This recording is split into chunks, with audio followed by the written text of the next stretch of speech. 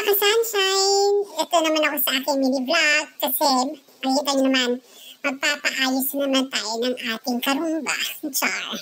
Siyempre, on the way na ako papunta ng shop sa talyer para magpaayos ang ating suspension kasi nga may pitak na yung ating suspension. Sa mga hindi nakakalam, ang suspension ay hindi ko rin alam.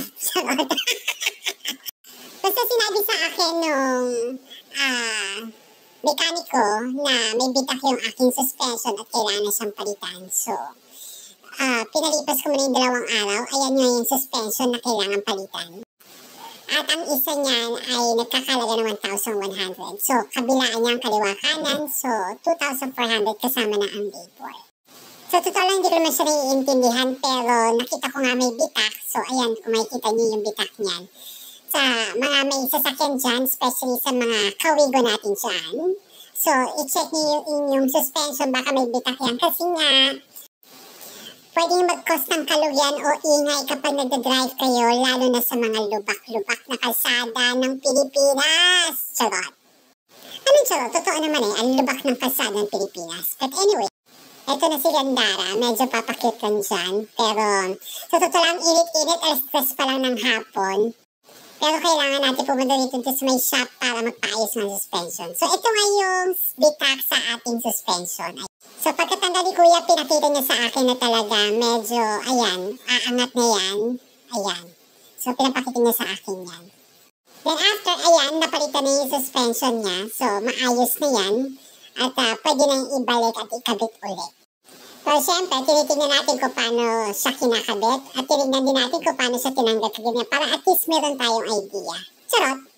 Pero importante kasi na kapag merong ginagawa sa ating sasakyan, kailangan inoobserbahan natin kung ano yung mga ginagalaw nila sa sasakyan. Para in case na meron naman maging problema sa sasakyan, alam na natin kung saan nanggagaling yung cause ng problema ng sasakyan. So, kailangan maging observant tayo sa gumagawa ng ating sasakyan kasi mahirap na baka lalong masira ang ating sasakyan. So, ngayon, naibalik na yung ating suspension at ready na rin yan at aayos na rin yung kabilang side din. Ayan, so nakita niyo, inaayos yung kabilang side. And wala, matatapos na rin yan. Ibabalik na lang ni Kuya yung ating gulong. Ayan, so nakikita natin, ibabalik ni Kuya yung ating gulong. Kaya mga kawigo natin dyan, check yung suspension nyo. Anyway, hindi ko alam kung magkano ang presyo dyan sa inyo ng suspension. Pero dito sa amin, kasama ng labor, 2,400.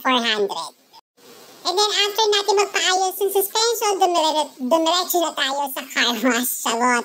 Pero kasi ang dumi na rin ng ating sasakyan, so kailangan na rin natin paliguan si Wiggy at paging fresh and bago na uli ang datingan ni Wiggy. So, yun lang mga ka-sunshine. So, sana may natutunan kayo dito sa aking mini vlog tungkol sa suspension na kailangan palitan na medyo magastos sa aray ko po, masakit sa pusa. Alright, yun lang guys. Bye!